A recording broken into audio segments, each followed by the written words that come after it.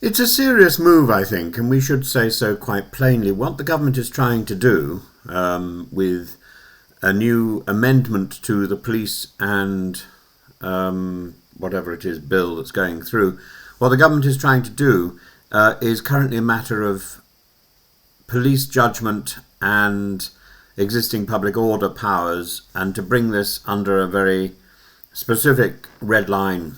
If you go to a private home of someone who has put themselves forward for public office and you try to influence them, that is by definition harassment, and it can carry up to 6 months in prison. That's the plan.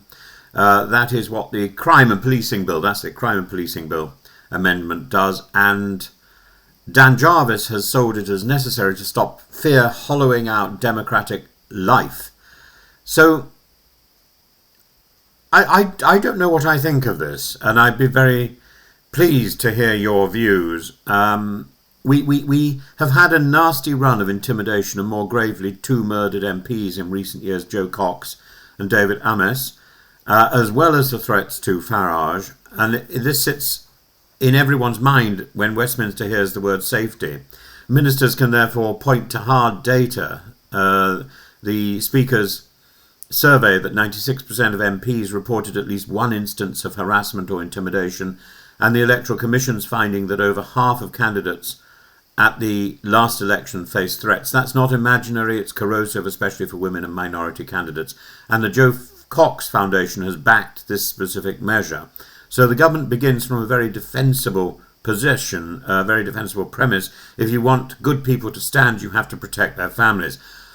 Up to now, police already had tools. Section 42 of the Criminal Justice and Police Act 2001, later public order legislation, and a more recent wave of protest laws in 2022 and 2023, which expanded conditions, injunctions, and the idea of serious disruption. What the government letter to the Lords says now, quite openly, is that these tools are limited in scope and awkward to apply when a crowd turns up outside an MP's semi in Bournemouth to berate him for Gaza, or when activists left children's shoes outside Starmer's house. So instead of fine-tuning, they are rewiring the rule so that any attempt to persuade a public office holder at their private residence counts. That is the jump. In British law, the right to protest is protected through Articles 10 and 11 of the ECHR, but it's always a qualified right. You can restrict it for the protection of the rights of others. The question is never can the state restrict, but is this proportionate? Here the state is creating a category of person, anyone who has stood for public office, not just MPs, and a category of place, their private home, including a London flat they use for work, and saying protest there is intrinsically intimidatory. That flips the usual analysis. Normally police must show your behaviour was harassing. Now the law will say that location makes it harassing. Critics are right to say this drifts towards criminalising a form of peaceful protest by definition rather than by conduct. And people who choose public office are choosing influence, status, and in many cases taxpayer-funded security. The public did not get to withhold consent for the Iraq war by going round to number 10, so people quite naturally turn to symbolic and personal protest at the person who holds power locally.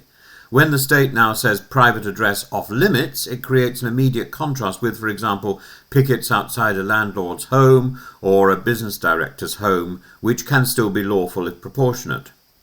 Why are councillors and peers to be protected as a class, but not, say, the CEO who closed a local factory? That's the core fairness that must be questioned about this particular draft legislation. The government answer will be because we must protect the democratic chain, but that is a political choice, not a logical inevitability. Police complain that existing powers were messy. They are. Officers had to work out whether protesters were pushing for a future vote or complaining about a past vote, and sometimes they hesitated.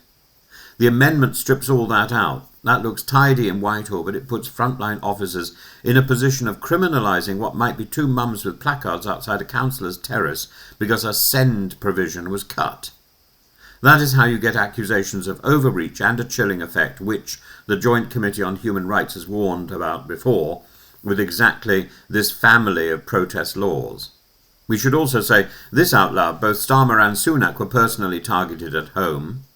That has clearly stiffened spines in government to just stop this now. It's never wise to legislate straight from personal annoyance. Good law is always written for worst cases, not for an awkward doorstep stunt with carols. If you legislate for the Gaza body bag outside David Lammy's house, you also legislate for every far milder doorstep protest that follows. That is the ratchet.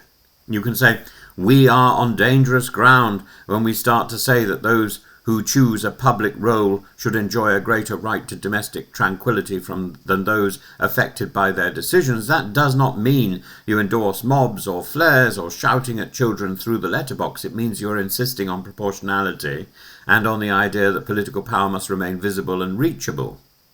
A better approach would have been to keep the address as a protected location only when minors or vulnerable people are present and there is evidence of distress, to make the first response a dispersal plus a civil order, not an automatic criminal offence, to tie it to behaviour, noise, numbers, duration, threats, not simply to presence, and to require regular reporting to Parliament on how often it is used, or so it doesn't become a quiet catch-all for awkward local campaigns. And will this also cover journalists door-stopping politicians when they are, let's say, caught out doing something slightly naughty?